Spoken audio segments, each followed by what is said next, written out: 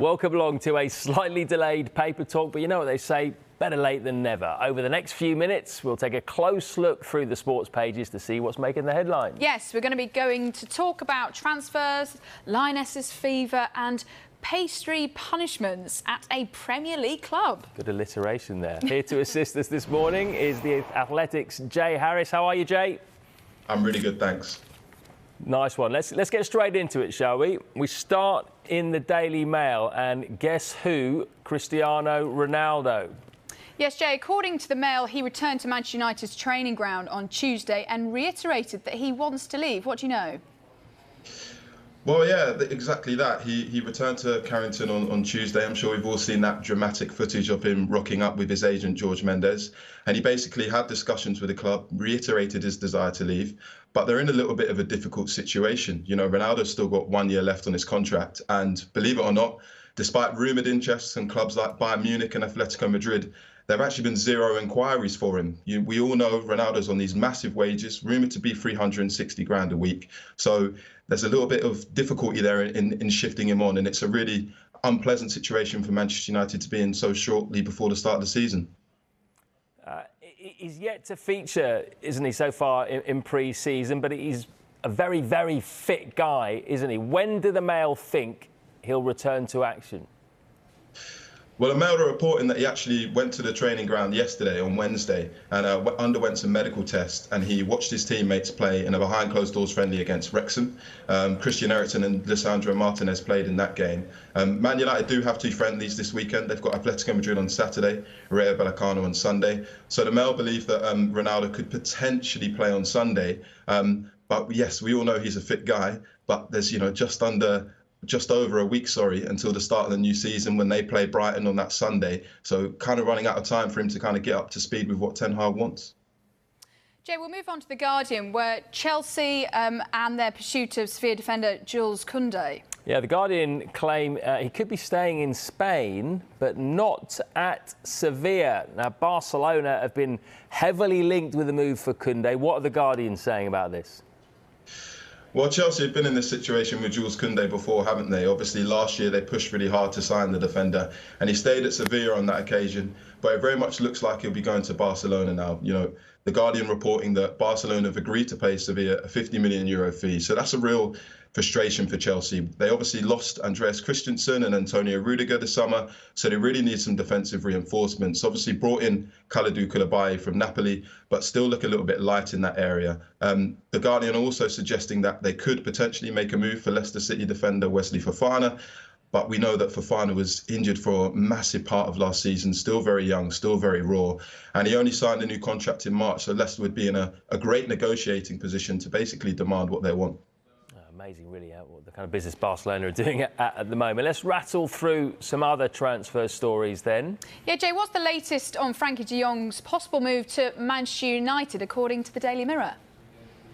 Well, it's not good news for Manchester United fans who are listening, unfortunately, but it appears that Franky de Jong has actually told his Barcelona teammates that he intends to stay at the club. He doesn't want a move to Manchester United. This is a saga that's probably going to define this transfer window. It's been raging on for what seems like months, and yeah, de Jong has basically not just told his Barcelona teammates, but also told Manchester United's hierarchy, according to the report in the Mirror, that he doesn't want to join the club. Manchester United did have £63 million bid with add-ons accepted, but at the moment, seems like this deal is extremely unlikely to happen.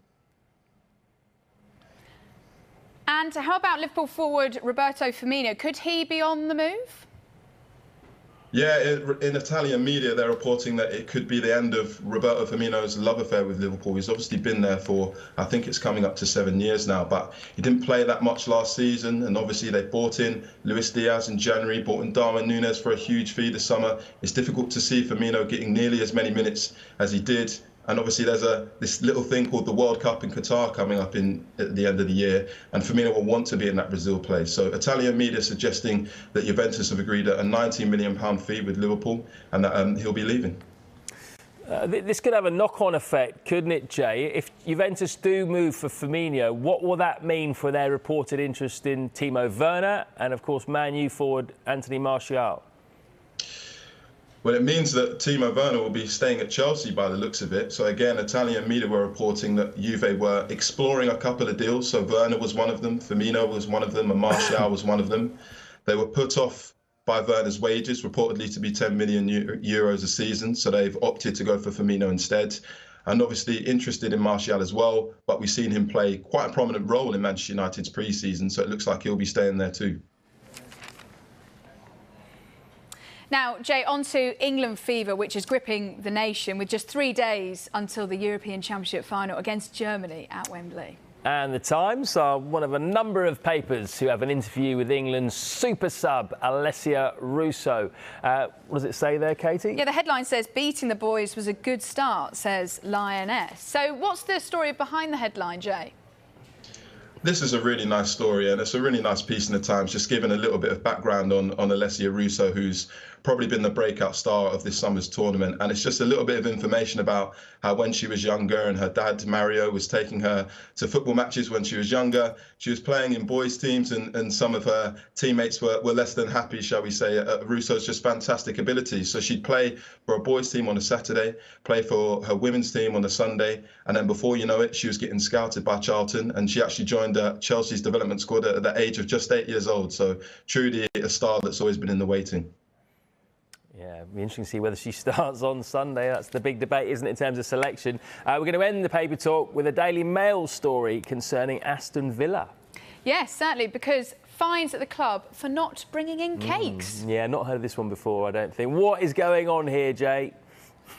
So this is a list of fines that have been released when Dean Smith was the manager, and there's loads of different things in there. And if I'm allowed to say, my personal favourite is a £100 fine for anybody that doesn't clean their plate. So I'm going to embarrass my flatmate here and say that I'm constantly cleaning up after her. So I wouldn't mind incorporating something like that. But no, there's a very funny fine that if it's a player's birthday, they need to bring in a cake, and if they forget that cake, then they'll be hit with a £50 fine. But there's a few funny other ones as well. You know, £100 for every minute that a player doesn't turn up on time for a match day coach. So yeah, real strict rules being put in by Dean Smith there. Jay, thank you ever so much for your time. Jay Harris there from The Athletic with us on Paper Talk.